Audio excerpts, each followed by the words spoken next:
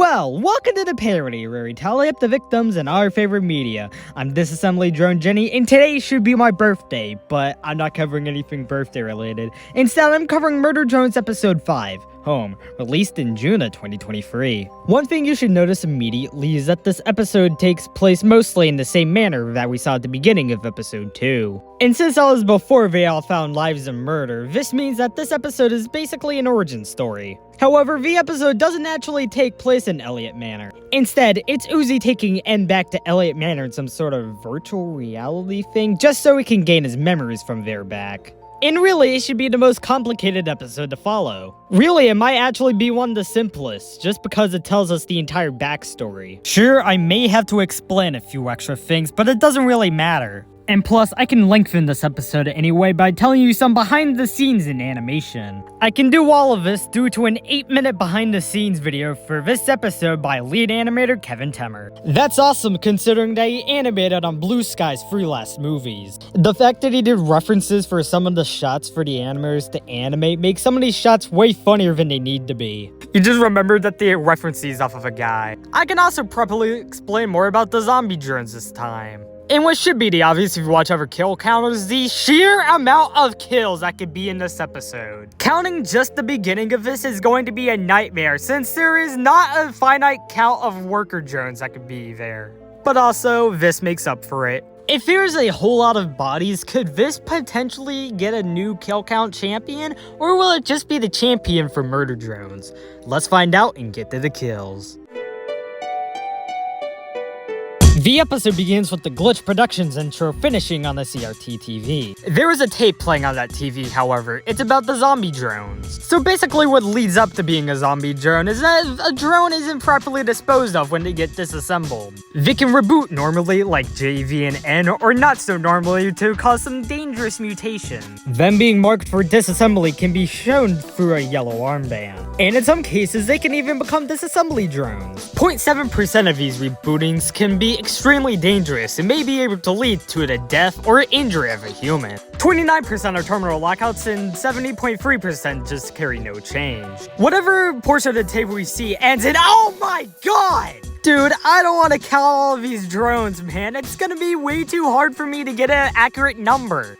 We even dive in, so there's infinite possibilities of what number of drones could be down here. And especially in this long shot. You know what, I'll just let one of you disassembly drones near me kill me. Just do it now. And if I want to get a number as close to accurate as possible, I guess I'll have to go through and count all of these. But fucking count them I did, and I counted a grand total of 220 total worker drones inside of this pile. That is definitely not the amount of worker drones that are in there, but that's the closest number I could muster up. And I may have double counted a lot of these, but there's definitely way more bodies in the landfill, so what you see is what you're gonna get. The number 220 doesn't include this drone who reboots. Also, I'm done counting bodies for this entire episode, so I might need to break into someone's counting supply. Well, don't mind if I do. We then get transported to Elliot Manor, where basically the entire episode kinda takes place. Some drones have been paused, but not N, who's reading a book. It's about 101 dog breeds, and he finds a paper from Jay, which... Dude, that's gold. He throws it in a stack of paper and continues reading to a paused V. He stops reading when things go wrong and some books fall down to tell him a message. More come down which tell him to enter a spooky basement. N, however, decides not to and pieces out. Some bugs defend their drink territory before one of them is killed. Oh, but N's walking out of that room with that character that was mentioned last episode. Yep, that's her right there. In actuality, N doesn't realize the facade that Sin is hiding under. We can actually see the actual bit of her when N walks in. Speaking that true form, it looks a lot like the Eldritch J we saw in episode 2. Initially, N declines Sin's Gala activities, but some blood on that pan and Sin's doggy eyes or something convince them that it's worth it. They walk in to see some worker drones and some silhouette guys. And it appears the silhouette guys are also capable capable of killing worker drones when one gets a fork in the face. At another table, Tessa is explaining her concerns to Jay. But however, that does get stopped very quickly. With the characters are only black silhouettes, they were limited to only eyes in the black shape they had. That means that they had to make the character expressions by using just their eyes and the body. When N comes in, Tessa starts swinging around in some sort of excitement. For this part, Kevin tried making him feel like a ragdoll, which can very obviously be seen in the final product. And sees more basement warnings from someone named Dark X Wolf 17. There are immediate signs of disappointment, however, when Tessa finds Sin, who's apparently been locked in the basement on several occasions. It gets even worse when Tessa's mom Louisa comes in. For this scene, there had to be a contrast between Louisa and Tessa's body language. It gets even worse when Louisa sees Sin in the premises. They're barred from putting any more drones in that library, and she walks off without any objection wanted. They are not broken. Ah, Sin, you made it worse! And stands up for her, claiming that he told her to say that. I don't know what good that could have caused, considering that you're now condemned to eternal pecking by crows. Beside him there is a long-dead worker drone. Well, there he does some stuff with sticks and it accidentally gets thrown up in the air to another crow. Oh, but the crows lost their sticks, so now they're going to eternally peck N to death. The pecking goes on for a while until one magical crow appears. Oh, and it shows an absolute silver symbol! That's because this crow has been taken over with purple eyes. That's actually because Uzi took over this one. Back at the manor, Tessa, Jay, and Sin have been locked in a room. Throwing some of these toys reveals a bug, which Sin destroys with the Absolute Solver. Note, Sin is actually the very first drone confirmed to have the Absolute Solver. Speaking of Sin, here she is now, in a creepy Eldritch sort of form, like Jay in episode 2. I guess the Eldritch form just runs into everyone who's lived in the manor, because I don't think this might ever happen to Uzi or Doll. She exposes her creepy camera form and gets out of there. For this scene, Kevin wanted to push her creepy puppet-like nature. Well, shit. Outside, Ed and Bird Uzi are having a chat. Uzi explains to Paston that they're going to regain back his memories because in the future, he's passed out at Uzi's house and is going to have all of his memories removed. So y'all better get to that spooky basement in Elliot Manor. Birdsey, as named by the animators, had a mix of bird-like behavior and Uzi behavior, which comes out more when she talks. Since she was designed to be realistic, it was difficult to get facial expressions, so they relied on her body language. Kevin also animated a whole bunch of bird cycles so that other animators could use those in their shots. They wanted the cycles to be as good as possible because they wanted it to look good from multiple angles. He found reference from animations and online videos, but he also got blessed with some real-life references. On their way there, she magically shuts down. Khan comes in and interrupts, strangely enough, in the only episode where he doesn't talk about doors so far, to comment that Uzi doesn't regularly have friends over. A bit later, Uzi and N are in the manor and greeted with a sight. In one of the best shots of the entire series so far, a worker drone is revealed as dead and being put up as some sort of mantle or something. V is over the basement entrance, so they quickly devise a plan just to scoot her over a bit. It works entirely in their favor, but then they realize that Jay has the keys. And that's when V has another transformation. She's now some sort of Eldritch thing? For this shot, he had to hold back on making the character do something entertaining. There was also the challenge of figuring out how to make Birdsey move on N's head. And for the transformation, it was covered with a lightning strike. The only things that are really different are her slight hair, slight clothes, and her hand. Birdsey also lays an egg in this scene. They only needed to animate reactions for the egg flying out since that was already animated in layout. There were also ways Bidsey could react to N's movement. In their room, Tessa and Jay are still locked up. But eventually, Jay manages to bite off the chain with her teeth. Holy shit. And it appears they started at the right time because the gala has begun. They sneak over and accidentally almost knock down a thumbnail shot. Jay takes a Kevin Tever revolver and Tessa takes a sword, which she used in episode 3. Ah, come on, why'd you swap that? And warns him to get down, idiot! Those are actually V's glasses, as is revealed in this shot, and it's also revealed that she's been lurking on the ceiling. Alright, so these are your friends, and hey, Birdsey, why not go snatch that key from Jay? Then starts the fight scene with V, Jay, Tessa, and like everyone. V makes herself a jump scare and gets the key out of Birdsey's mouth, and then almost gets it before a sword goes into her hand and some other stuff is thrown. V throws a sword at N, but Jay comes in and saves him and goes after V with the sword, causing a fight which which James might be a bit mad about. It was a bit tricky animating this shot for Kevin, but he had to do some camera cheating. To get the up-close running shot, he had to stretch out Jay, making her a lot longer than she actually is. It turns out they got out just fine. What are not fine are 5 worker drones that can be seen dead as Ann and Uzi walk down the hallways. And 3 of those are babies? At least they can unlock the basement where, surprise, Eldritch Sin is waiting for you. She also killed Birdsy, which I'm not going to count because it's a bird and Uzi is technically still alive. Before N can be added to the total kill count for the series a third time, Uzi hacks Eldritch Sin's thing and just, like, she turns into the camera shit, lol. N is still dragged down into the basement instead, where we can see, oh, come on.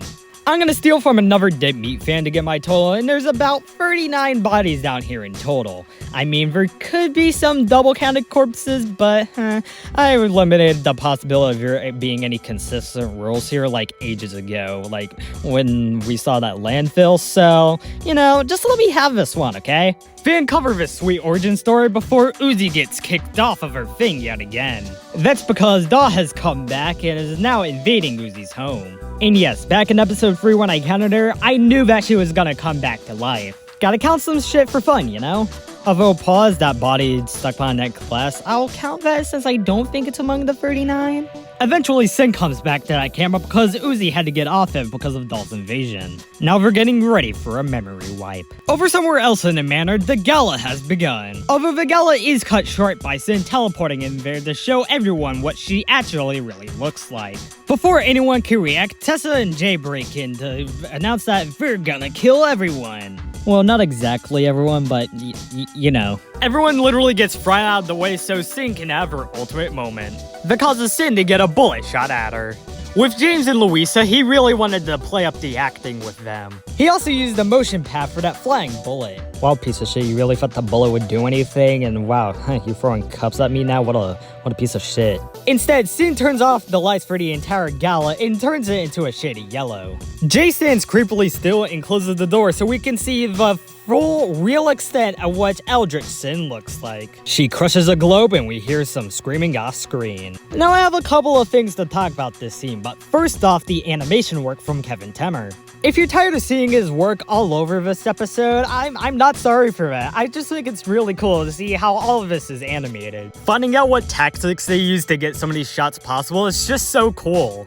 Anyways, back to this scene, he originally had Jay moving more, but Liam Vickers thought it would be creepier if she was just standing still. And for the crushed globe, he's button shape and scaling. And next up, how many people died at the Gala? We did see many people there, and we also heard some screaming, signifying that they likely died. And if James and Louisa survive, there's always at least 2 more people there that we can keep track of. Using the entire Gala party, including James and Louisa, there's 38 people, and if they didn't die, well, that's still 38 people, since there's 2 more people I probably didn't document. So for Sin's Gala massacre, I'm adding 38 more victims to the count, even though it's unlikely that 2 of them died, and if those 2 didn't die, well, there's always 2 more. In Sin's basement of mystery, she's having trouble deciding what weapon to use in N's memory wipe. You suck. Fuck you, Ann. Meanwhile, in Uzi's room, Doll and Uzi are fighting over the bug. And if some of these shots look realistic, well, as the lead animator, he would sometimes reference himself in some of these shots. He didn't animate these scenes, though. Instead, he filmed reference himself to help other animators out. I love this one. When Aang gets some absolute silver flashes in his eyes, Uzi decides to lose the battle for the bug. There is, however, a short conversation between her and Khan before she teleports away. Back in the Manor, Sin has recruited V to help her with it. Sin continues going off about minor racial stuff. However, N has one more trick up his sleeve. V's glasses. Stop proving his fucking point already. She grabs a scalpel, or what appears to be one, from the short supply of weapons at her disposal. After getting a positive message from N, she starts getting emotions and lists a dog fact. Sin isn't having any of this shit, so she puts V on the roof in a chokehold and starts trying to erase N's mind. Literally before she does it, though, she starts going on a huge monologue about it before she stopped. And by who, you may ask? Well, of course, it was Uzi. For Sin's camera version, Faye drew a lot of inspiration from the Portal character GLaDOS. It's either that or GLaDOS, I don't know how to pronounce shit. Rigging gave him a lot of very versatile tentacle rigs. so they could create a pose and then have the tentacle slide into said pose, which would allow for smooth, creepy movement. Uzi reverses a lot of Sin stuff, and let's go with V. It's only now that N recognizes Uzi. Don't freaking dox me? Well, N is positive, V is negative. But hey, at least now they're at their memory regain facility. Uzi turns around, acting like a villain, so V returns the death threat to her. Outside, Doll teleports to a frozen lake. This final scene is on the same frozen lake from Cabin Fever, which means that this is directly outside of Camp 98.7. Doll meets up with Jay and Tessa and gives them her key. Doll wants to go with Jay and Tessa, but they have to do a flying bullet test. They continue journeying through Copper 9, but behind them they see some familiar people. Alright, so now we're done with the entire series now. Well, up until tomorrow, so let's just get to the numbers as quickly as possible. I'm all out of sanity. By my account, there were 306 kills or bodies in Home. The victims included 20 men, 8 women, and 278 unknowns from what I could decipher, giving us a pie chart that looks a lot like episode 1's, except this is more gray.